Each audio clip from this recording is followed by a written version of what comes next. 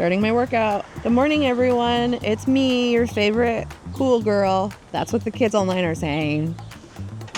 Kelly. No one said that. But you can, if you wanted to go on the boards and say that. You could go on and say she's a cool girl. I doubt I would even see it, but you know, if you wanted. Oh my God. All right, ready? Yeah. We got the green. Oh my God. Welcome to Run With Me. Welcome. Dead rat. I feel, oh my God, that was pungent. Wow, so week 3, how are we doing? I feel sore. My butt is sore. My hamstrings are sore. I'm in a bad mood. Oh, what? It's okay. I mean, I don't know if it's okay. It is what it is, I guess. Acceptance. But I'm happy to be with you. I always leave in a better mood. So, we'll see how this goes. Oh. A lot of pressure. A lot of pressure. How are you guys? Good. Starting to celebrate my birthday. I'm like 80% sure that's not recording. The other one. Oh, yeah, this one does it. They did this whole point. Yeah, Scotty Boy's birthday's coming. Right. The big 3. Right. Wow, feeling fine. Oh, it's the funny age. We're old, Scott. That comes at you bad. I know. Look, you're old, not me. Age is just a number for me. TikTok's been serving me a lot of, I'm not where I thought I would be at this age. Oh, yeah? And I still feel 16. Like, I still feel like a child. I feel like that too. Every time until I wake up and after like an exercise or something like that, my body feels like it's not recovering so quickly. Yeah. We went out for my friend Jamie and Miranda's birthdays on Saturday. And I had 2 drinks. The next day, unwell. Oh, damn. I mean, I wasn't like sick. So you got hangover? Oh my God, I went for a run and like a 40-minute run.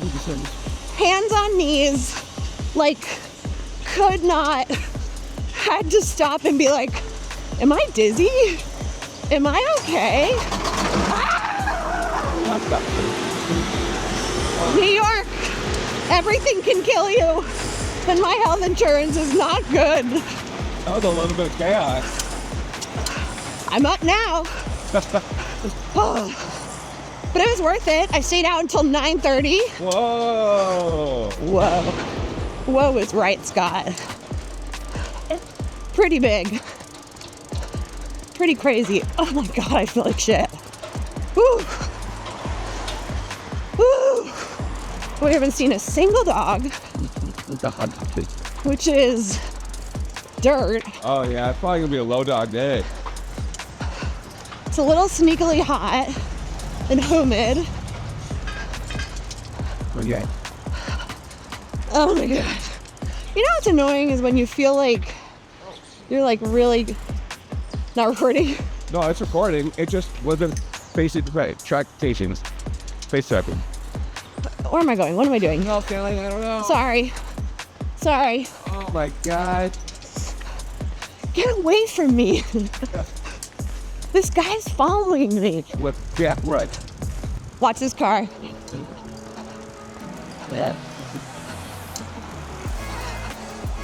And coffee shop. We're going down 5. I think that's new.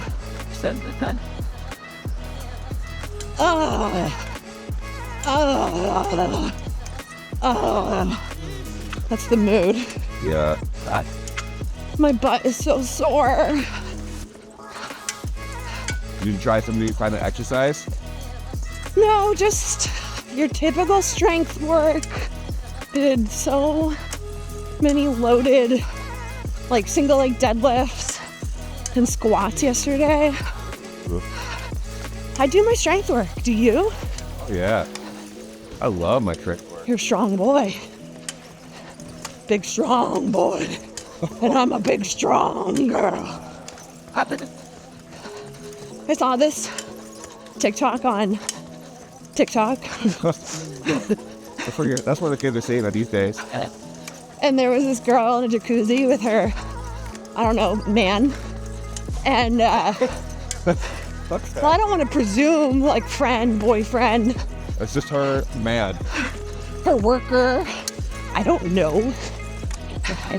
And he was bringing her a beer, which clearly staged, not real, which is fine, funny, but she calls him a good boy, and he throws it.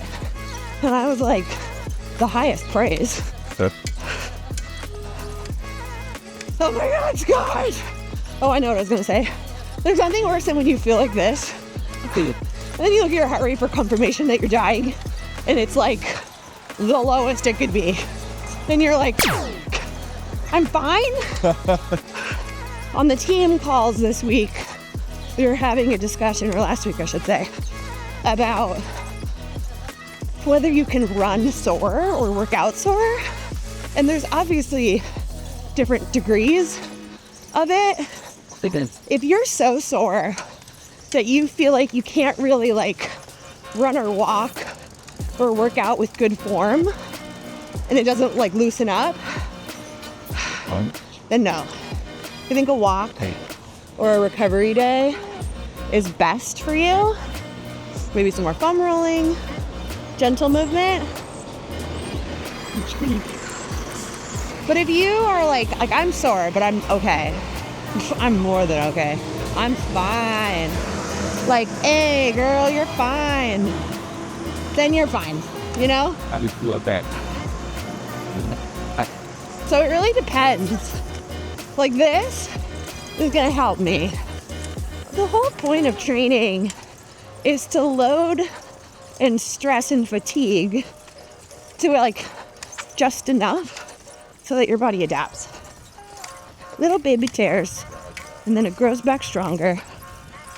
Sometimes I know that I definitely don't like the days when I'm sore and I have to run First dog. something, but I do find that sometimes Gave your best days. running my fastest once it loosens up. And I'm like, wait, what? Your fastest? I feel Interesting. like I'm going so slow, and this sucks. And then all of a sudden I look down and I'm like, whoa. Note to self. I wonder if a part of that is that you have this expectation that it's going to be this terrible slog. Yeah. And then because your body is like, yeah, I know what we're doing. I'm okay. It must be. You're able to get out of your way. Right. It's the only way I can do it. Gotta get out of your own goddamn way. Last week, I thought I did such a good job of not saying the F word. Oh, yeah. Watching back. Oh, you said it even before, I think. I need to stop. I need to stop. I need a gun. Oh. Yeah, think of the guys. Well, I don't know. Habeas corpus. I was gonna say, did you see the thing where the officer, or where somebody was delivering? Oh my God, the DoorDasher. In Fort Joe. I can't believe, I mean, I can believe it. Of course I can believe it. What I can't believe is that guy's neighbors didn't drag his ass out of the house the next day and just like Shoot him up. literally, or at least like rip him a new one. My ass would have been over there Wow. so fast. I would harass that guy every day for the rest of my life. I would make it my mission to make him so uncomfortable. I have nothing to live for. You want to shoot a... Two cats. Oh, you're right, Scott. Think of Gladys and Phoebe. You know what? They want mama to do the right thing. I have street cats. I don't have these ritzy breeder cats. You know? My cats were saved. They chose me. No, that guy... Everybody needs to get... His house needs to be toilet papered every day. He needs, like, a scarlet letter. Kelly, public shaming doesn't work. No, it doesn't. But that guy, we're not trying to change his mind. We're trying to f*** his life up. We're trying to get him a botched lobotomy. Literally, I don't want that guy to know a moment of peace for the rest of his life. Or until he really chooses to go to therapy and work on himself. With no vengeance like Kelly vengeance. Dude, I am the pettiest motherfucker you've ever met. And even worse, I'm a petty motherfucker with almost 15 years of therapy under my belt. Wow. So what you're saying is therapy works. What I'm saying is I'm too smart for my own good. And I will weaponize it for my own gain. Well, listen, you want authenticity? Here it is. I can be a nightmare. I don't like that about me. I'm too tired for this. I'm saying things I'm gonna regret. I was thinking this morning, but I'm also in a better mood now. Thinking of shitty men's discomfort really helps me. Lightens my mood. I was thinking this morning, second dog. Third dog, sorry, excuse me. Fourth, oh my God. Things are happening. Right, we gotta pick up a dog number right now. We're at 4. I'm gonna say 29. Whoa, that's small, Scott. I'm gonna say 58. 58? All right. There's none. Oh my God, there's like a hair in my short grazing my body. Oh. No, my 2 things I was thinking of today. The first being, my goal is to say the F word less. And the second is to try to get through this without asking Scott to cut something out that'll get me canceled. Okay. So how do you think the F word's going so far? Great, I haven't said it once today. You've said it twice. Oh. Yep, there we go. It seems to be all over your ass, Kelly. The FCC won't let me be, so let me be me and let me see. They tried to shut me down on MTV because it feels so empty without me.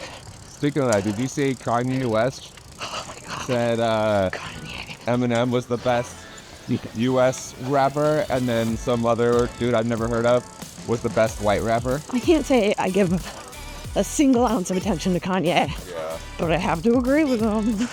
No, I don't. I like Eminem, though. Kanye. He's great. He is noodles for brains. Going on the sidewalk.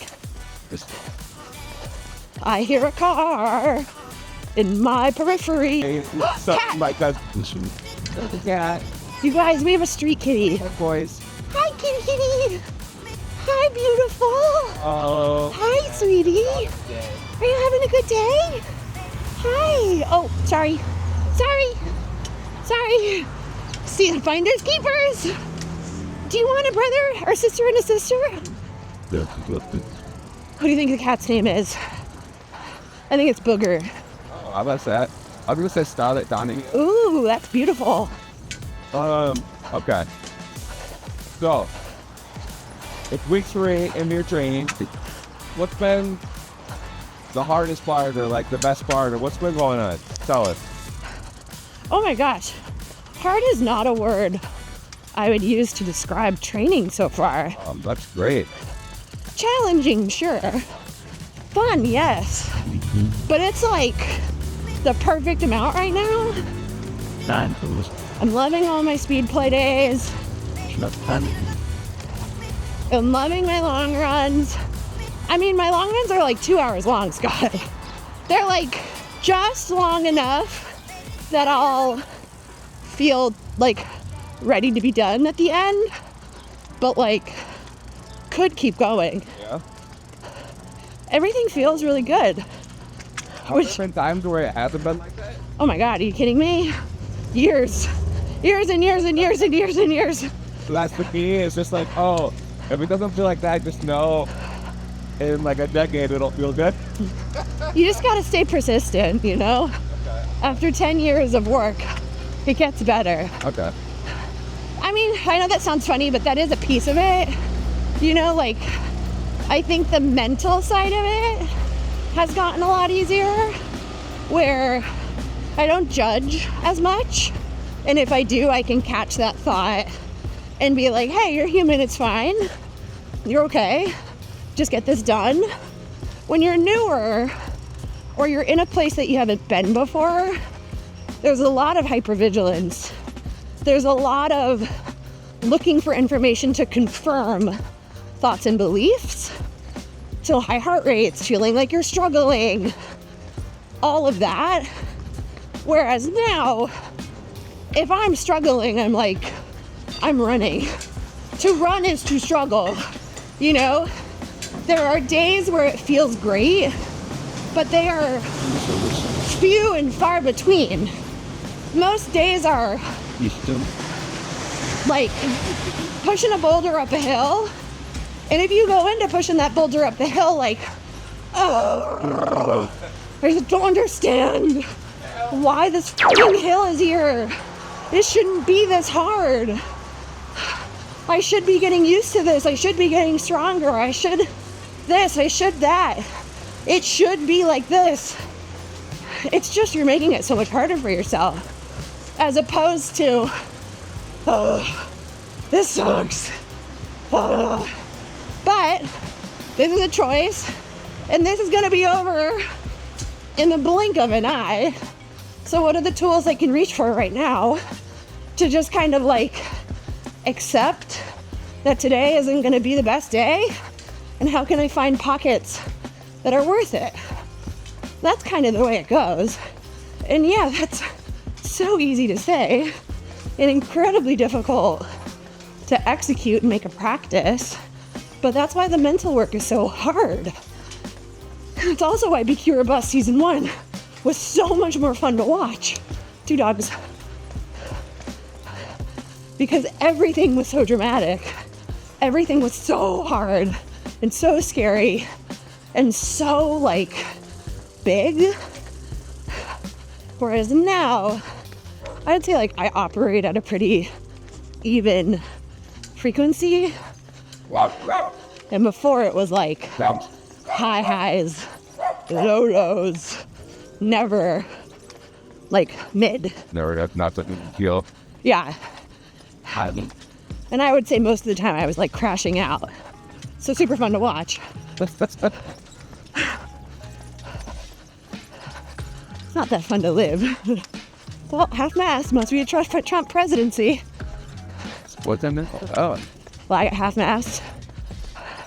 That's like one thing I remember from version 1 of Trump. The flag was just always at half-mast. And here we go again. Again. Just watching our democracy crumble beneath my eyes. Which, hey, PSA, New York City, we're voting him soon. We're voting soon for mayor. No Andrew Cuomo. We are not ranking Andrew Cuomo. Do not rank that guy at all. You see Cat's video of them always going off yesterday? Oh my God, yeah. That was so exciting. Such good, like, campaigning. Yeah, that Doron guy is really good job. He's got a good team behind him. I like his policies. Do I think that a lot of his stuff is a little idealistic? Yes. But guess what? If you want someone to step up and fight for you, vote for them. He has an uphill battle for sure. But like, let's go right. Why would we vote for Cuomo? We know how this goes. I'm not rich, are you? No. He's not gonna help me. But maybe he'll trickle down. Maybe he'll trickle down. Oh, maybe. I mean, I do have a lot of rich family and I benefit from that.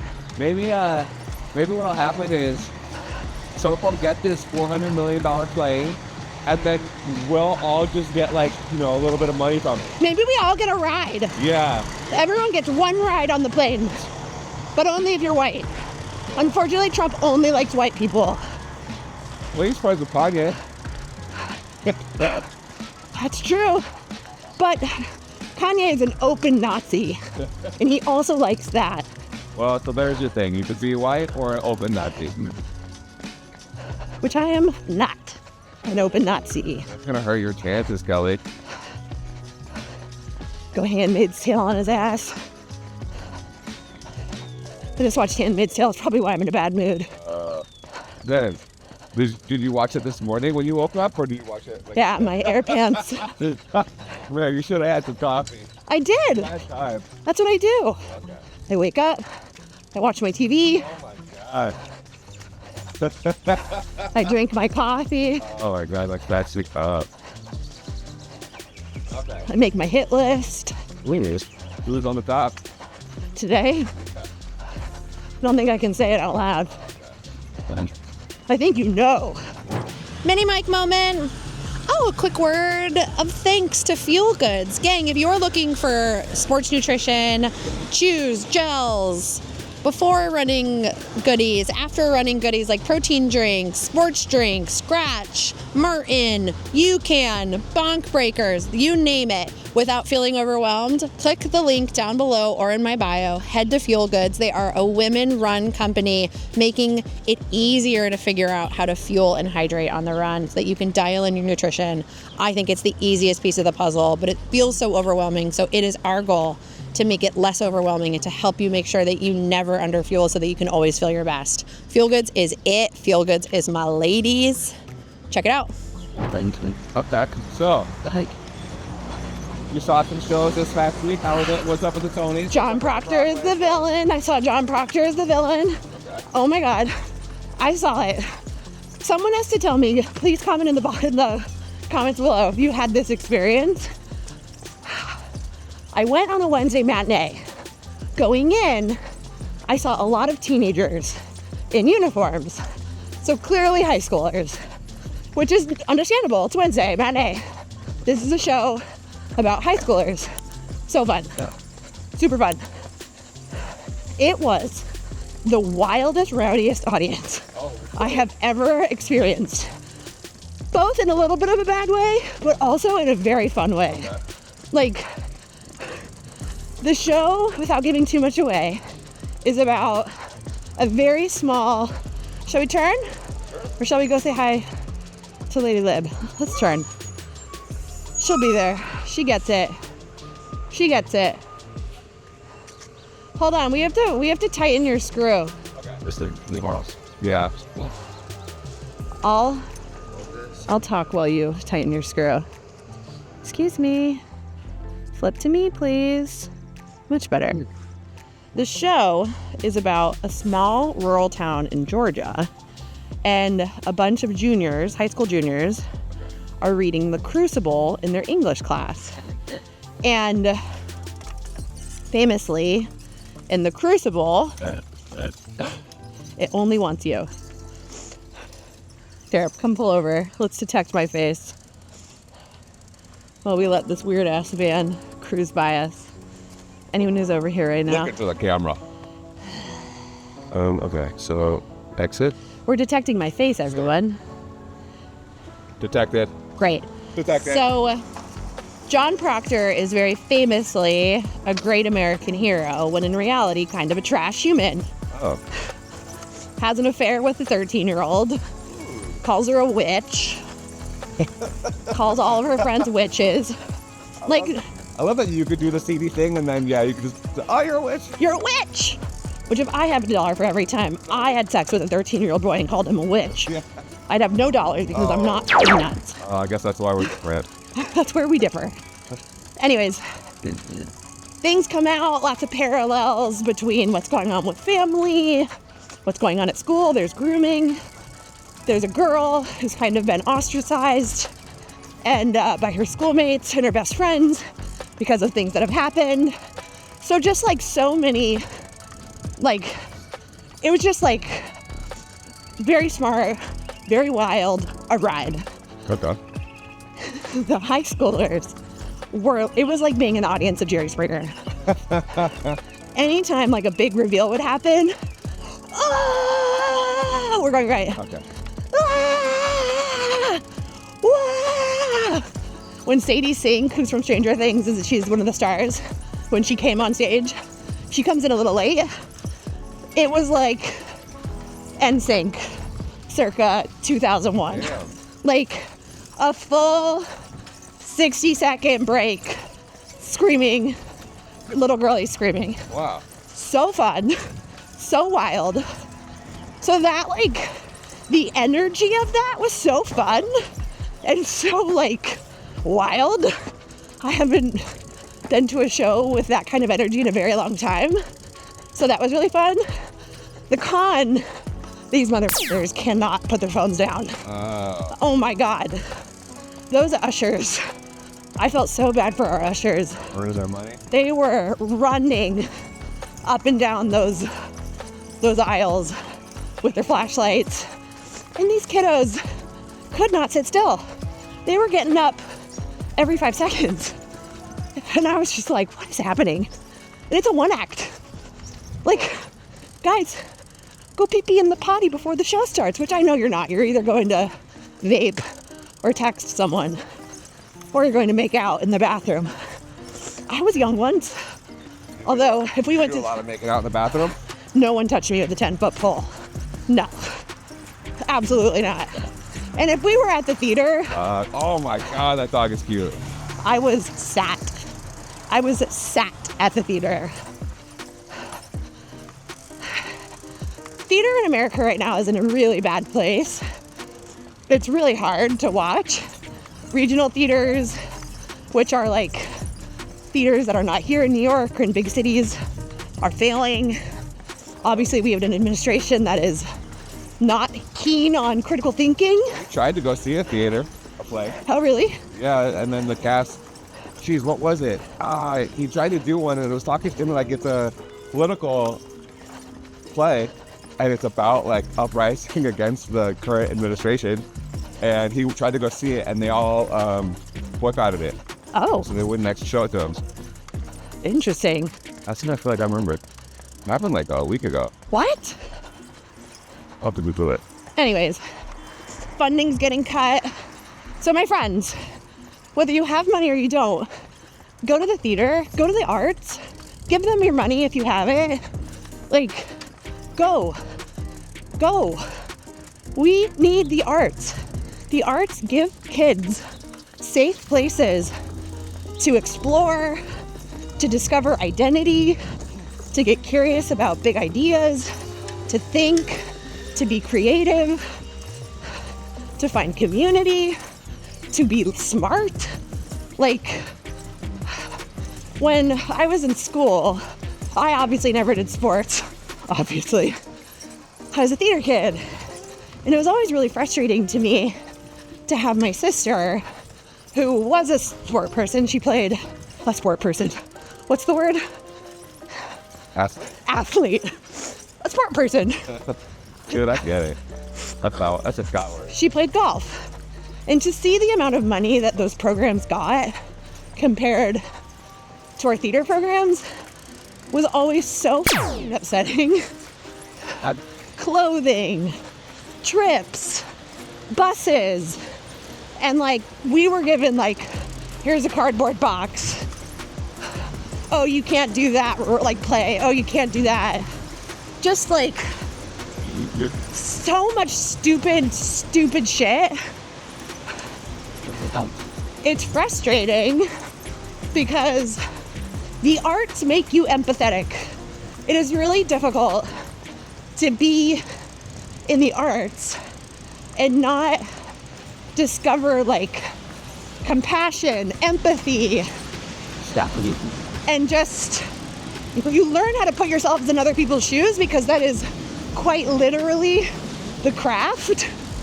So it's really frustrating to me when theater programs are cut. Kids learn self-confidence. You learn how to speak in front of a room. You learn how to like feel feelings, which I think we can all probably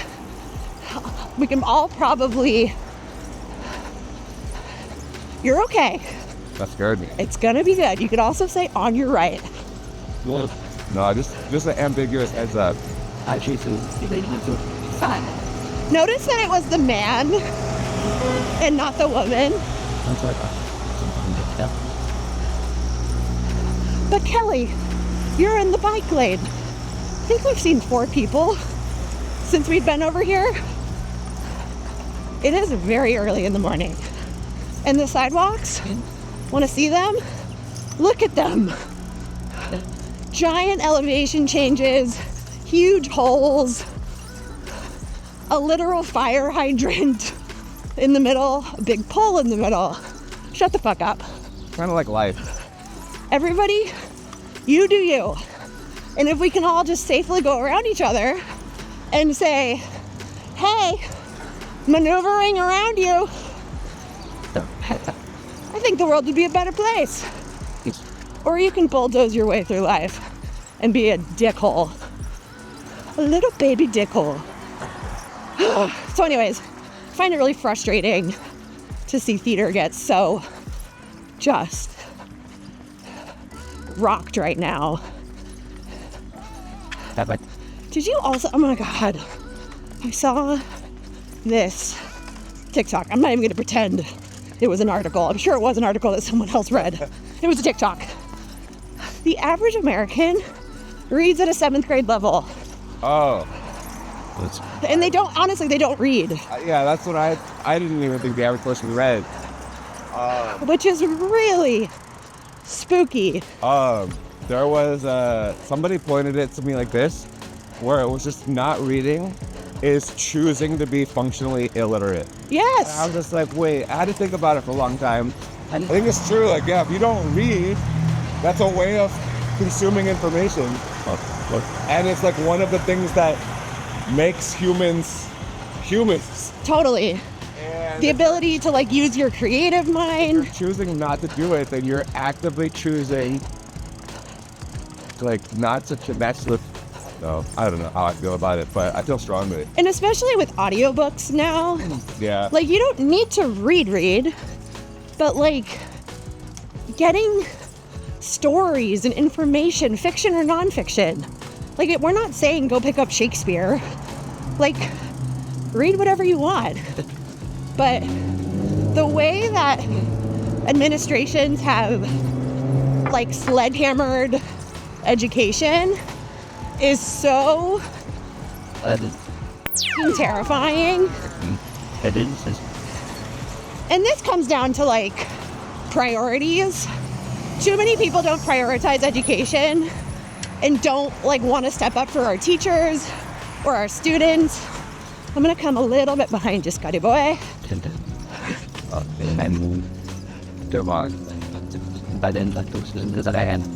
Don't worry, we're just in this weird pocket. I just really feel like it's time for a wake-up call. Everybody needs to band together, save PBS, like, which easily is one of the first places that kids learn because your parents are working so many jobs and can't read to you or sit with you because our government has made it so that your parents can't be around and have to stay in this cyclone of debt and work. We need education. We need education resources. We need the arts. We need sports. We need programs for kiddos and for adults. I mean, what do we do? How do we help people keep bettering themselves and keep, like, I'm gonna come on your right.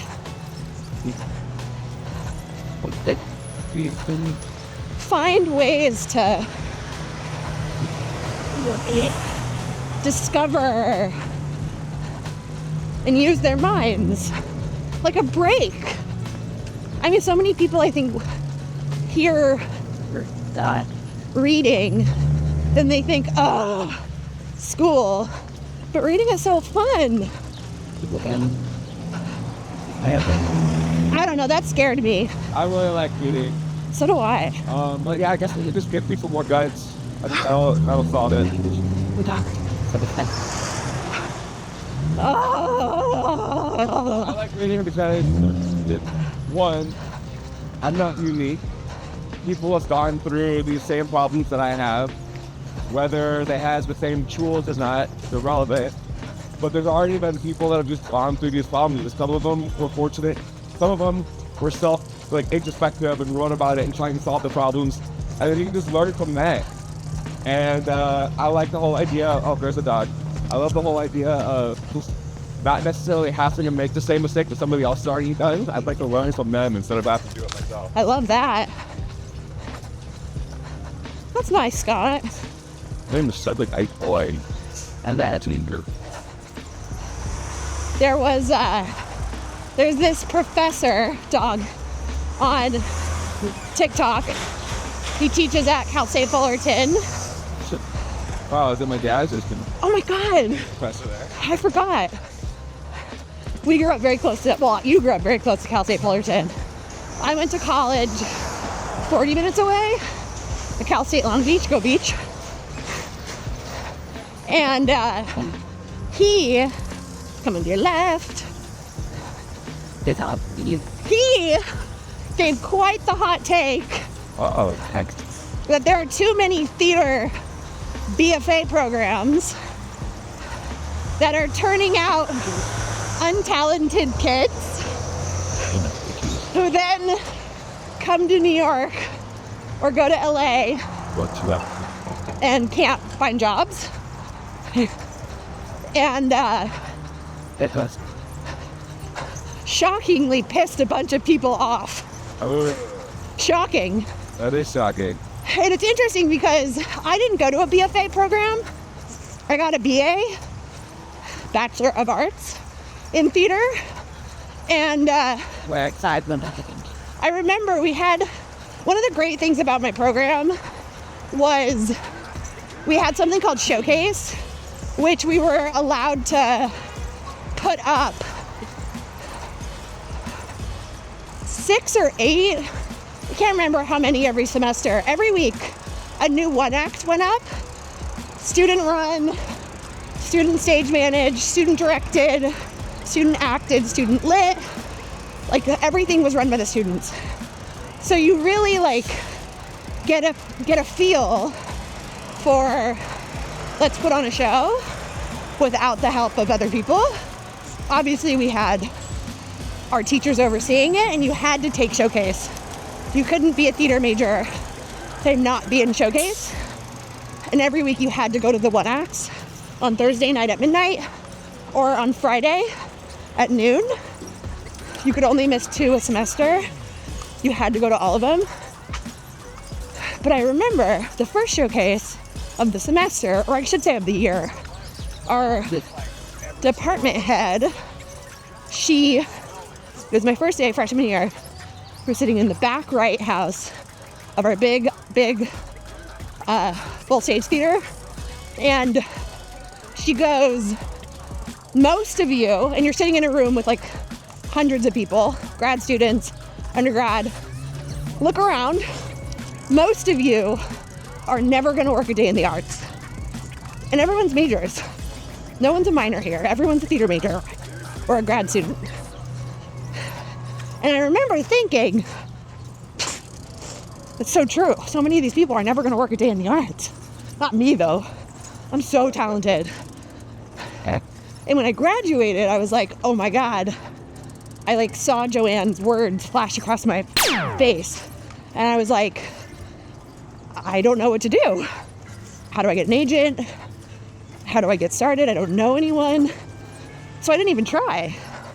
Now, everything I learned, everything goes into my job. I tell stories, I create, I pitch myself to brands. I make pretty good money. Like, I'm a self-starter. I work very well in a team. I'm ridiculously driven. I see things other people don't. Like that, K-Force? Not yet. We gotta kill them first. Not there yet, but my string is getting thin. You get healthcare in prison, you know? Looks better and better every day. I bet I could do theater there. I could probably put on plays. It's not like people choose to come to my shows. Like, what else are you gonna do? They are sat. So I don't know if I do agree with him. Too many kids go to incredibly expensive universities to get theater degrees. No one should come out of college with a degree in the arts with more than $75,000 in debt. I think a college education is a college education. You're going to use your degree. You don't just learn theater in college. I would absolutely recommend minoring in marketing or business if you're a theater person. But like, I don't regret my degree at all. In fact, I remember, oh my God, who was it? I don't remember who told me this. Someone gave me the most like profound advice in college, and they said, you're gonna work like a fucking dog for the rest of your life. These are the 4 years to explore, have as much fun as an adult as humanly possible, and immerse yourself in this world, because you're never gonna get this back. It will never be like this ever again. And I like took that and said, oh, I get it. Like, oh, I know who it was. It was my guidance counselor, Barbara. Wow. Way to go, Barbara. I loved Barbara. Barbara was so important to me. My brother died at the end of my freshman year of college, and Barbara's son had passed. So she was a mother who had lost a son. So she kind of, when I came back my sophomore year, came and found me and pulled me into her office and was kind of like, listen, I get it. If you ever need a safe place to cry or to talk or yell, like just come to my office. And so I would go to her office a lot. Or she would like pull all my teachers. I had the best teachers. They would pull me out of class to like check on me and like talk to me. Oh my God, is that Emily? Oh my God. Is that Emily Abati? What are you doing? Ooh! 2 hours later.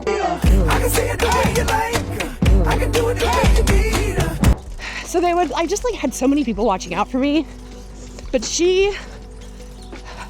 my first year, I was hanging out with a friend who I like grew up with and had a very different outlook on college. She was there to party, her sorority. She kind of taught me the rate my professor, just take the easiest classes that you don't need to go to. And I remember Barbara looking at my last year and being like, okay, what are you into? Like, none of this makes sense. And I would be like, oh, I don't know, like just trying to take like the easiest classes so that I could like, work on my theater. And she was like, you're paying for this, aren't you? Your parents aren't paying for college? And I was like, no, yeah, I'm paying for it. And she's like, why would you spend the amount of money you're spending and not like take classes that excite you and are interesting with professors who are fun and like light you up? Get your monies, girl. Like, why would you flush money down the drain just to get a degree? She was like, no one cares about your degree. They care about how smart you are. And I was like, oh fuck, you're right. So like from that point forward, I like just took classes that interested me, no matter how hard they were, which I know sounds so duh. But like, I don't know. I wanted to just be in theater.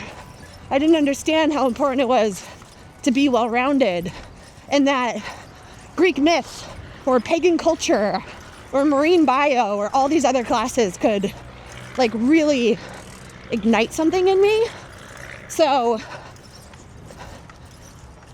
it's all just, not everyone needs to go to college, but college shouldn't push you into debt unless you are a doctor, a lawyer, going into a field where you know you're going to make money. Which even then, if I had $1 for every time I spoke to a lawyer who became a lawyer and then went, oh no, I hate being a lawyer, I'd have a lot of money. See, that's what I think. Like, you were talking about getting a degree, and this person said you're not going to use it. I think that's not just a blanket statement for theater people, but it's for all people. Yeah. But I guess my bone to pick would be when you sit there and say you're never going to do this thing, and you kind of alluded to it even when you were answering it. You sat there and realized like, oh yeah, maybe I am never going to be in this, and so you stopped. And I do think that they've done studies where they show that if you put a kid in a box, it's hard for them to see out of the box. So I guess I'm a little bit bummed out by that, because it's just like, oh, if you were to sit there and say like, oh, you're never going to do this, well then, shit. Then you have a lot of people who are going to sit there and think they're never going to do it. And then the next obstacle that they run into, they're going to have the same point of view about it. Yeah, I mean, I get it. But on the flip side, this is like a literal conversation that's happening. So many kids are coming out of these programs and are saying, no one ever told me that I probably won't work. That was never even presented to me. And now I walk in a room with 20,000 people and the roles are already going to people's families and friends. You know, like, I think one of the things that I failed to listen, the lesson I failed to listen to, because it was definitely taught, was that people work with their friends. That is how we all work. We work with people we trust. We work with people we like to create with. We work with people we can count on. And we work with people who owe us stuff, or who we owe stuff. It's just how we work.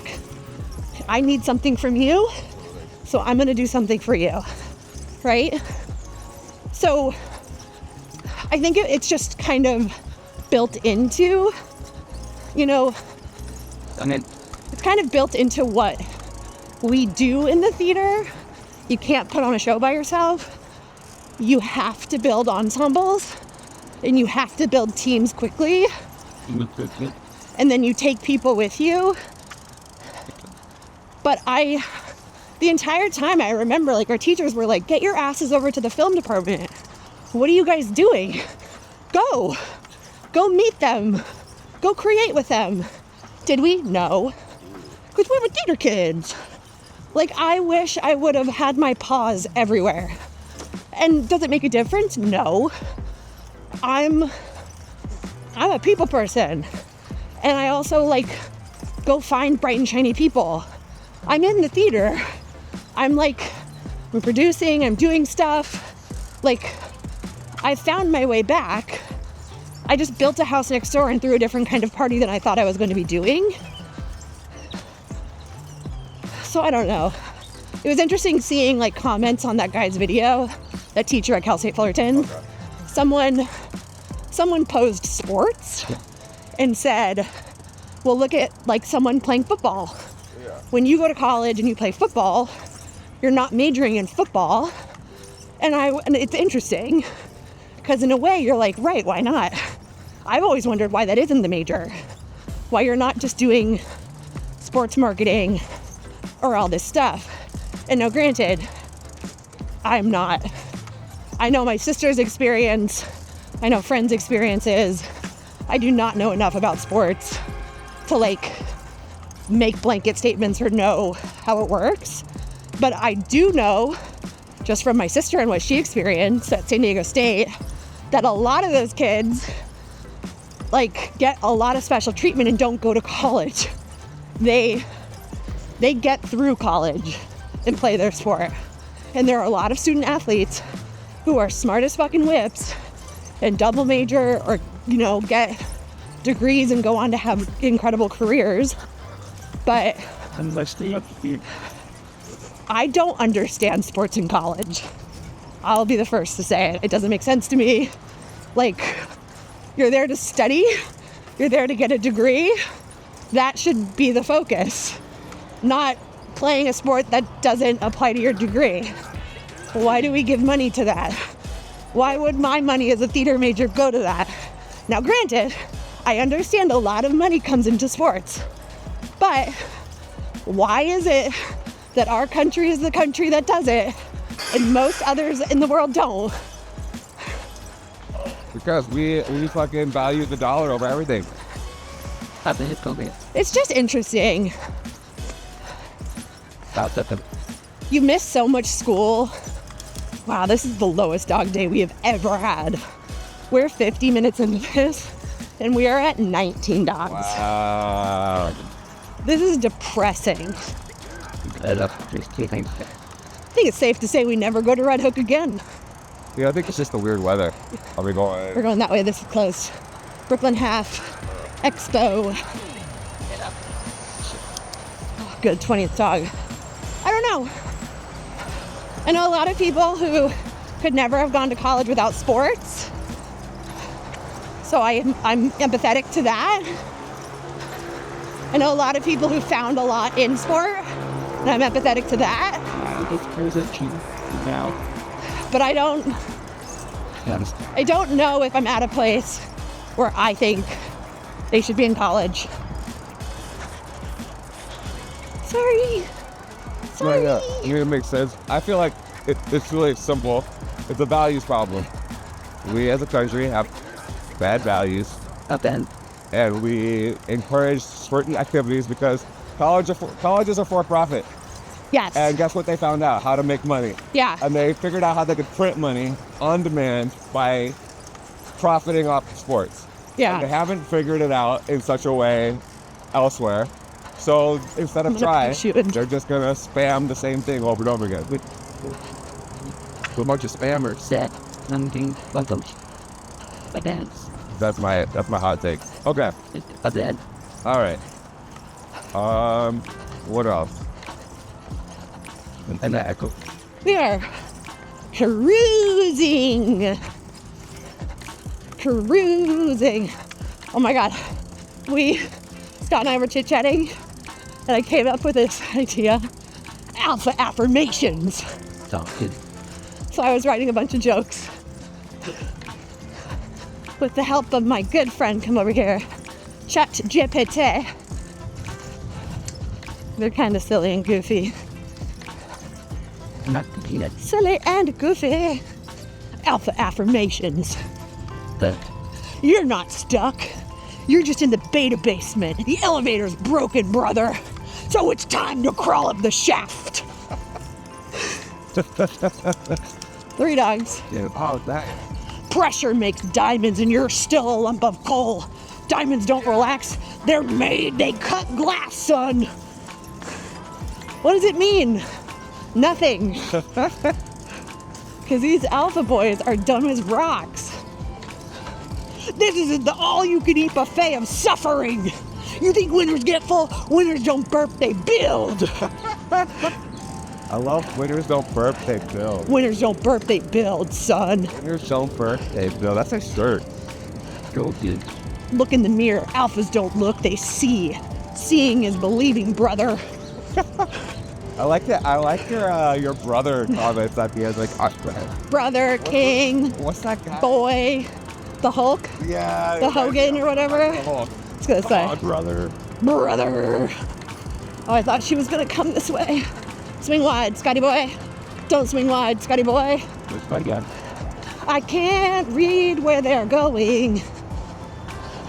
Success is a mansion. Pain is the landlord and rent is due every day, king.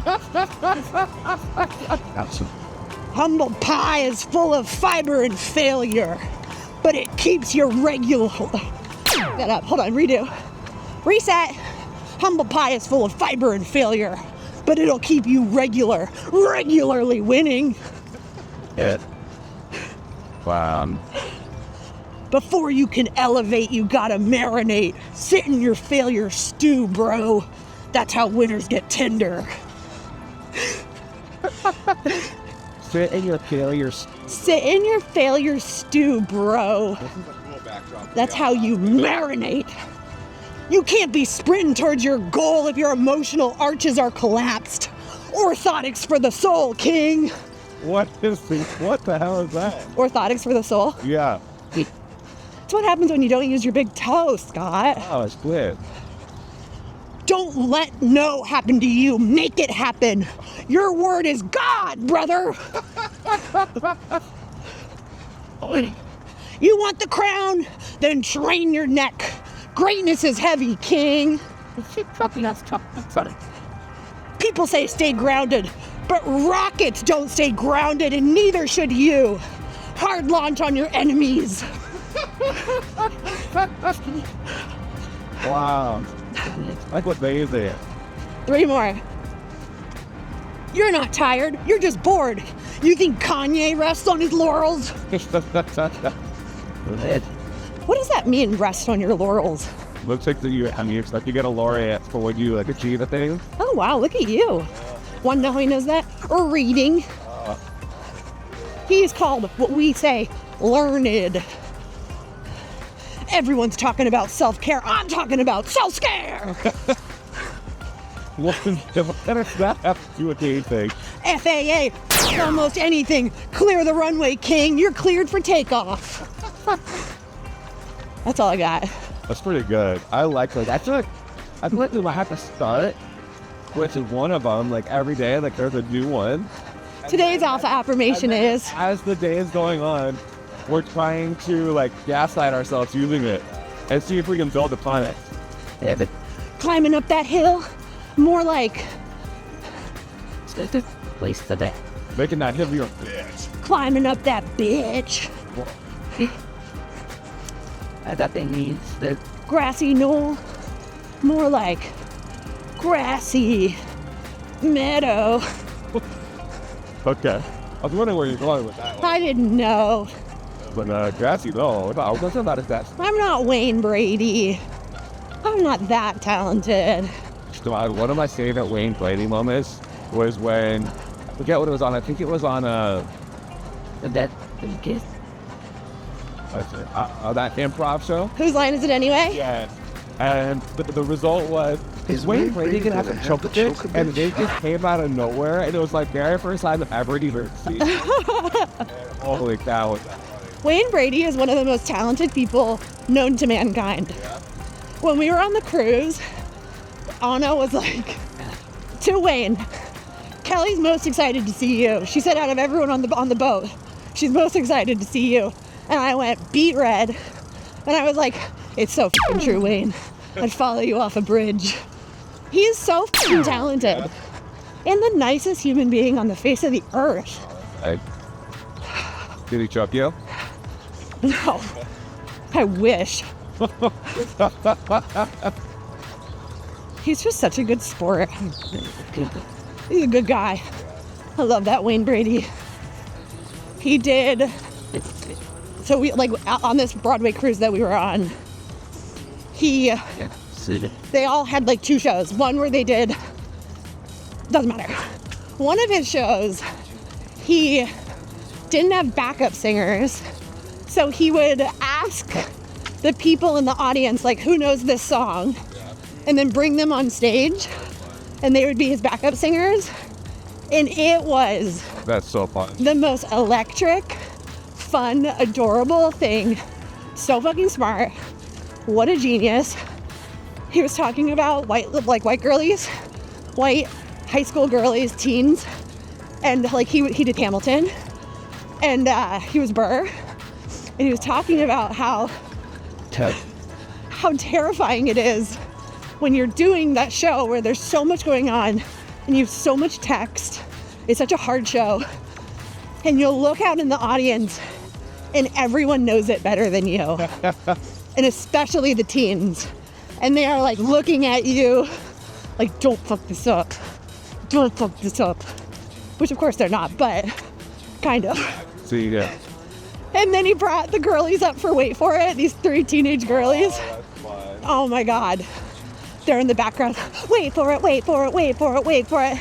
And then they're like mouthing his words. It was so funny. Scott, we are only at 29 dogs. Whoa. Well, we can't see another one. Oh, okay, close your eyes. Close your eyes for the rest of the ride. Good. So tell me which way to drive.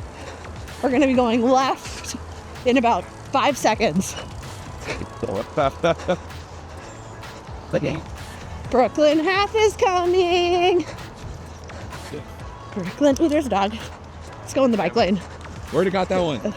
No, we didn't. Yeah, we did. We got all of the dogs. We've already seen every other dog now. You're a liar. This year, I think. You're a liar, Scott. Liar.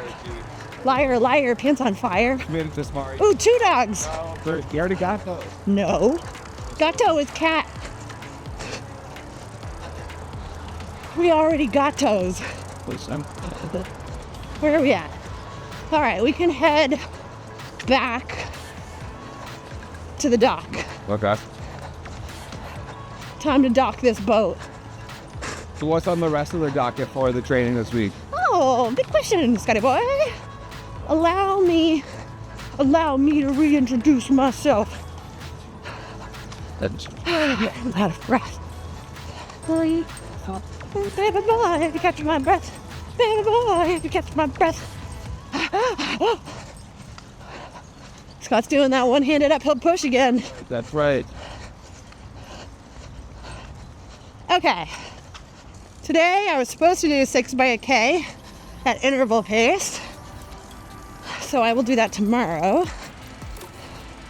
And then on my second speed play day, I've got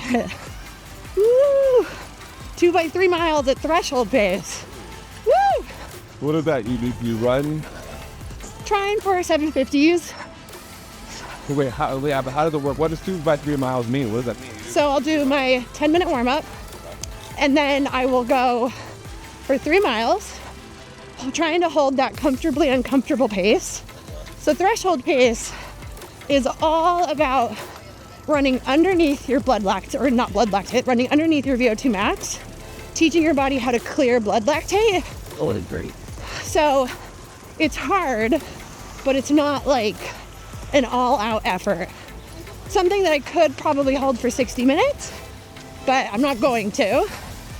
So it's a little bit faster than race pace for me.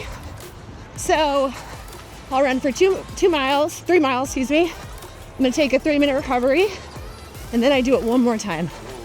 Another 3 miles. Whoa. And then I do my 10-minute cool down, Whoa. and then I'm out. That's a big day. So for the last 2 weeks, I've been doing 3 by 2 miles at threshold pace. Good. So same distance, Well, that's great. yeah. Wow. So this will be, today's my second to last week before taper. So I don't know.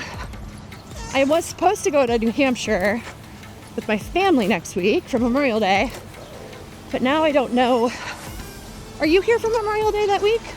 Know what the world is. You don't know what it is or when it is. I act.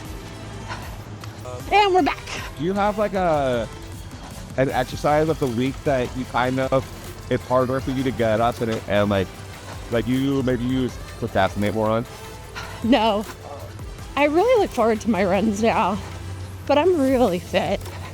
When I'm not in this shape, like everything is like so much harder. Emily. Right. Oh my God. She's cooking. Better you than me. I She's fit. I wonder if she's going to LA. I'm always Text her. She won the wrong register. but Which way is LA? That way? No idea. No, that way. Because that's New Jersey. Yeah. Geography isn't my, Dude, you and me both. The team makes fun of me all the time because I don't know where anything is. I don't know where states are. I don't know anything. But when you grew up in California, they don't teach you geography because California's so big. yeah, it's like the center of the world. Yeah, it's the 4th biggest economy in the world. You're not wrong. Mr. Trump. What? Speaking of which, when you were to Long Beach, where did you live? I always lived in an apartment. In Long Beach? Yeah, Oh, dang, that's cool. I never dormed. But I really like Long Beach. Oh my God, I loved it. Went until recently. Oh, it was the best. I would do that stuff. I think if I lived in, well, not if I had to, but if I were to move back to California, I would want to live in Long Beach. It was the best. I had the best program. I had the best proximity to Disneyland, which obviously was very important to me. When I was choosing my college, it was pretty much between Cal State Fullerton and Long Beach. It's not that shows right. Oh, 100%. Fullerton is not Commuter school. a place where I would want to live. Long Beach was also a commuter school. Oh, really? Yeah. But it's such a cool area, Long Beach. Yeah. I can tell you Fullerton was too, but it's, you need a car. I don't think Fullerton's a cool area. No offense, Fullerton. Yeah. I mean, we were on the beach. Yeah. We had like 2nd Street, and we had like Belmont Shores. You could like lay out your round. It was great. I loved it. I'm coming to you. Too many people. Just about then. And then I was so like struggling when I was like time to go to college. There was so much happening at home. I knew I wanted to get away, and I'm incredibly lucky that like I had good grades and I was really smart, and I grew up in an incredibly privileged area where our schools were great, and I could kind of like not try and get into college. But I went to state school. I mean, the day that our college stuff was due, I forgot to apply for college. And I remember I sat down in government, and Mr. Machado was like, everybody apply for college? And I was like, what? And he was like, Kelly, they're due today. I got up and said, I gotta go home. And I left, because I was 18, so I could just call myself out. Called myself out. I was typing so fast that I misspelled my last name. It was Kelly Robbers, no T. So on my ID card, it said Kelly Robbers. Wow, do you have a picture of that? Yeah, I think so. I think it's at my desk. So I had to spend the first week in the registrar trying to get that fixed. What do you mean you spelled your name wrong on your college application? Well, why do you think I went to school college? Yeah, my aunt was head of housing, and my dad never sent in my payment for housing because one day you will know why, but things were not great at home. And we came close to school time, and all my friends got their housing assignments, and I was like, where am I living? And then found out I couldn't dorm because my dad didn't pay. And even though it was my money with FAFSA, he just didn't send it in, which I know, lucky that my parents could have done it, but they didn't. So I ended up trying to ask my aunt if she could help us, and she was like, no. So I ended up getting an apartment, which ended up being the best thing because I like to cook and everyone else dormed. So everyone would just come over to my house and we would have like dinner parties and parties at my house, which is ideal because I've never liked to go anywhere. And I always loved having everyone come to me. I thought you were going to say your theater class gave you a box and you got a cardboard box and said, I'll make a house out of this. Usually I'm not donated. Oh my God, we would have the most fun parties. We once had like a fake wedding.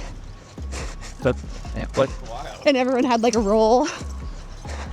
And my friend Damien, as his drag persona Ophelia, married someone else.